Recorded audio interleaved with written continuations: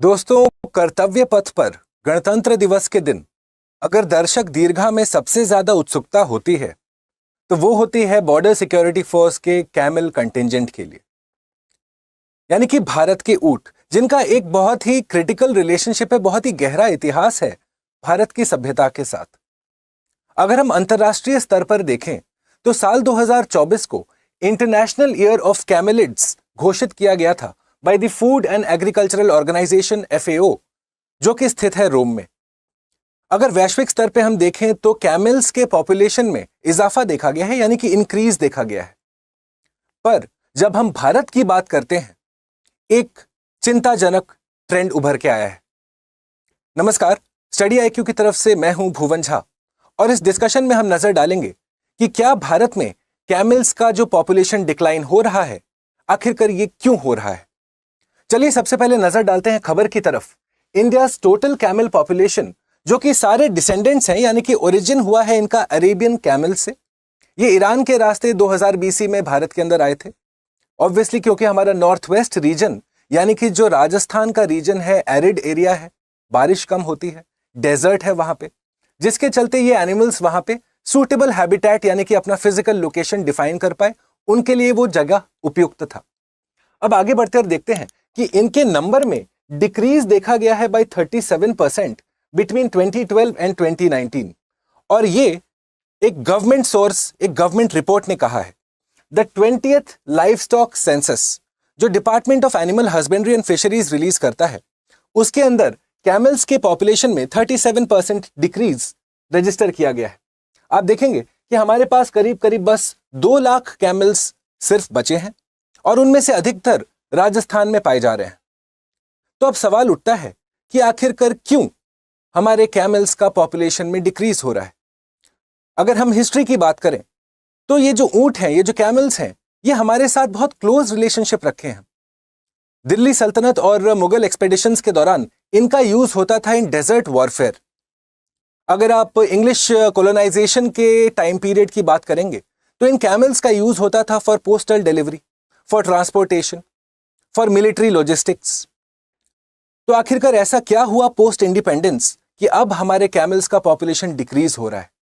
सबसे पहले नजर डालते हैं इंदिरा गांधी कैनाल की तरफ। यह कैनाल जो चलता है पंजाब से नियर हरिके बराज, जो आप देखेंगे कॉन्फ्लुएंस है, जहां पे हमारे 2 मेजर रिवर्स आपस में आके मिलते हैं, ब्यास और सतलज। और वहां से उस हरिके वेटलैंड से ये क्रिएट होके फिर नीचे की साइड फ्लो करता है थ्रू 7 डिस्ट्रिक्ट्स ऑफ राजस्थान। और ये इंदिरा गांधी कैनाल बहुत क्रिटिकल है जब हम इरिगेशन की बात करते हैं, स्पेशली राजस्थान के नॉर्थ वेस्ट रीजन में, जो हमारा ड्राई डेजर्ट रीजन है। अब इस इरिगेशन के पानी के चलते यहां पे इकोसिस्टम चेंज हुआ, यानी कि पहले जहां पे हमारा डेजर्ट का सॉइल था, अब वहां पे अच्छी मिट्टी आई, क्योंकि इरिगेशन के साथ आपका सॉइल का कैरेक्टर चेंज होता है जब आप पानी डालते हैं। और इसीलिए हम देखते हैं कि इस एरिया में अब मस्टर्ड, कॉटन और वीट जैसी चीजों का उपज किया जाता है। They are grown here. अब आप सोच रहे होंगे कि भला इंदिरा गांधी कैनाल का क्या लेना देना है हमारे कैमल्स के साथ। देखिए दोस्तों, कैमल्स जो है वो खाते हैं यूजुअली खेजरी ट्री।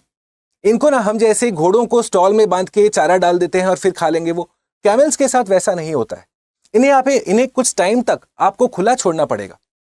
अब क्योंकि इंदिरा गांधी कैनाल का पानी आया, उसके साथ वहां के सॉइल में चेंज हुआ, यानी कि जो खेजरी ट्री था उसका डिस्ट्रीब्यूशन अब घटता जा रहा है। नए नए तरह के एग्रीकल्चरल क्रॉप्स उगाए जा रहे हैं, जिसके चलते हमारे कैमल्स का जो फूड बेस है उसमें कमी देखी जा रही है। So that is the point कि लॉस ऑफ ग्रेजिंग एरियाज भी हो रहा है। कैमल्स जिनको कि खुला छोड़ना चाहिए ताकि वो अपना फेवरेट फूड खेजरी ट्री खा सकें। ध्यान रखेंगे कि क्लाइमेट चेंज के चलते, अर्बनाइजेशन के चलते, इंफ्रास्ट्रक्चर क्रिएशन के चलते भी हमारे कैमल्स के फिजिकल हैबिटेट, यानी कि उनका फिजिकल लोकेशन जो एक इकोसिस्टम में है, उसमें भी कमी देखी गई है। अब जल्दी से देख लेते हैं खेजरी ट्री के बारे में, क्योंकि एक इंपॉर्टेंट ट्री है, state tree of Rajasthan, and it is locally known as kalpataru. चलिए, यह था पहला रीजन, इंदिरा गांधी कैनाल, उसके साथ जुड़ा है हमारा लॉस ऑफ हैबिटेट, उसके साथ जुड़ा है क्लाइमेट चेंज, साथ में जुड़ा है अर्बनाइजेशन। अब आगे बढ़ते हैं और देखते हैं कि न्यू एंड रिन्यूएबल एनर्जी के जो प्रोजेक्ट्स लग रहे हैं फॉर एग्जाम्पल राजस्थान में विश्व का 11th लार्जेस्ट सोलर पार्क है द भदला सोलर पार्क। अब जब आप एक लार्ज डेजर्ट एरिया में रिन्यूएबल एनर्जी के प्रोजेक्ट्स लगा देते हैं, यानी कि जो खेजरी ट्री है, यानी कि ये जो कैमल का जो एक हैबिटेट है, उसमें डेग्रेडेशन हो रहा है। ऑब्वियसली ये सारी जरूरतें इंपॉर्टेंट है, no one is denying that, but ये जो एक डेवलपमेंट हो रहा है, एनर्जी के लिए हम लोग काम कर रहे हैं, उसके कुछ कॉन्सिक्वेंसेस हैं, और उन कॉन्सिक्वेंसेस में एक है कि कैमल का हैबिटेट डिग्रेडेशन हो रहा है। आगे बढ़ते और देखते हैं कि क्योंकि कैमल को शिप ऑफ द डेजर्ट कहा जाता था, रेगिस्तान का राजा, पर अब हमारा इंफ्रास्ट्रक्चर क्रिएशन इतना बढ़िया हो गया है कि कैमल्स के ऊपर उतना डिपेंडेंसी अब नहीं है, जिसके चलते आप देखेंगे कि इनका ना सिर्फ उपयोग जो पहले अब एग्रीकल्चरल सेक्टर में होता था, वहां ट्रैक्टर्स हैं, जहां पहले हाईवेज नहीं थे तो वहां कैमल्स चलते थे, पर अब हाईवेज भी बन चुके हैं, तो कैमल्स का यूटिलिटी भी कम हो रहा है। और आप जानते हैं इकोनॉमिक्स में कि अगर डिमांड कम होना शुरू हुआ तो प्रॉब्लम हो जाता है। कैमल्स का डिमांड की कमी यही थी। आगे बढ़ते हैं और अब देखते हैं कि इंपॉर्टेंट लेजिस्लेशन की तरफ। ये लेजिस्लेशन का नाम है Rajasthan camel prohibition of slaughter and regulation of temporary migration और एक्सपोर्ट एक्ट साल 2015। चलिए शॉर्ट फॉर्म में राजस्थान कैमल एक्ट साल 2015। ये बड़ा क्रिटिकल लेजिस्लेशन है अगर हमें समझना है कि कैसे कैमल्स के पॉपुलेशन में कमी हुआ। बाकी सारे तो चलिए एक तरीके से एक्सटर्नल फैक्टर्स हैं, पॉलिसी के पर्सपेक्टिव से क्या गलती हुई। चलिए सबसे पहले समझते हैं the point of the policy. This law prohibits the transport, the illegal possession and the slaughtering of camels, यानी कि ये सारे चीजें आउटलॉ कर दिया गया, निषेध कर दिया गया। सेकंड आप देखेंगे कि नाउ पनिशमेंट इसमें दोनों तरह के हैं, आपको जेल टर्म भी हो सकता है, फाइनेंशियल या पेक्यूनरी फाइन भी देना पड़ सकता है। ओके, अब ये थोड़ा सोचने वाली बात है। नॉर्मली क्या होता है फ्रेंड्स, कन्वेंशनल जूरिस्प्रूडेंस में, यानी कि नॉर्मल कोर्ट डिलीवरी के जस्टिस में, जो बर्डन ऑफ प्रूफ होता है वो अक्यूजर के ऊपर होता है, अक्यूज्ड के ऊपर नहीं। पर इस एक्ट के अंतर्गत हम देखते हैं कि यहां पे the burden of proof to prove innocence rests with the person who is accused. तो इसीलिए कहा जा रहा है कि ये थोड़ा सा कन्वेंशनल जूरिस्प्रूडेंस के विपरीत है। साथ में ये जो हमारे टर्म्स ऑफ रेफरेंस है कि हमारा ट्रांसपोर्टेशन बंद हो जाएगा, इलीगल पोजेशन बंद हो जाएगा, स्लॉटरिंग बंद हो जाएगा, इसके चलते मार्केट डिमांड कम हो गया। रातों रात जो बायर्स थे अब वो स्मगलर्स की श्रेणी में आ गए, जिसके चलते पूरा का पूरा डिमांड ही गिर गया। जो कैमल फॉर एग्जाम्पल पहले मान लेते हैं 100 रुपए में बिकता होगा, अब उस कैमल का 1 रुपया भी दाम नहीं रह गया मार्केट में। दिस इज वाई आप देखेंगे कि with the enforcement of the act the camel market was rendered illegal. जो एक लीगल बिजनेस था उसको हमने इलीगल कर दिया, जिसका कि मार्केट कॉन्सिक्वेंसेज अब हमें देखने को मिल रहा है। फाइनली यू विल सी कि this act was crafted on the assumption, जो सोच था ना एक्ट का, ये जो पूरा एक्ट का पॉलिसी का फोकस क्या था कि हमारा जो गिरता हुआ पॉपुलेशन है कैमल्स के, राजस्थान के अंदर कैमल्स का, उसको हम बढ़ा सकें, उसको हम इंस्टीट्यूशनल सपोर्ट प्रोवाइड कर सकें।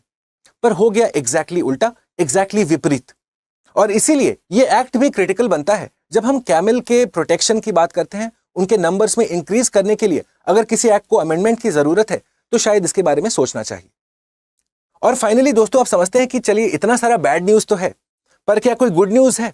क्या कोई ऐसा स्टेप है जो हम ले सकते हैं कैमल कंजर्वेशन के लिए? जी हाँ, और उसका आंसर है कैमल मिल्क में, यानी कि ऊंट के दूध में, जिसे एक सुपर फूड की श्रेणी में रखा जाता है। आपको पता होगा कि काफी सारे स्टडीज उसके बारे में कहते हैं कि ये कुछ कुछ डिजीजेस को क्योर करने के लिए सक्षम है। पर जहां पे एक ब्राइट लाइट है, एक सनलाइट है, वहां पे एक डार्कनेस का पॉइंट भी है। अब मार्केट इकोनॉमिक्स में क्या है कि आपका जो रॉ मटेरियल है वो प्रोसेसिंग प्लांट के आसपास हो, पर ये जो कैमल का मिल्क है ये हमें मिलता है राजस्थान में, और प्रोसेसिंग के जो प्लांट्स हैं वो हैं दूर दराज में, और इसीलिए इनके ट्रांसपोर्टेशन में ज्यादा खर्चा लगता है।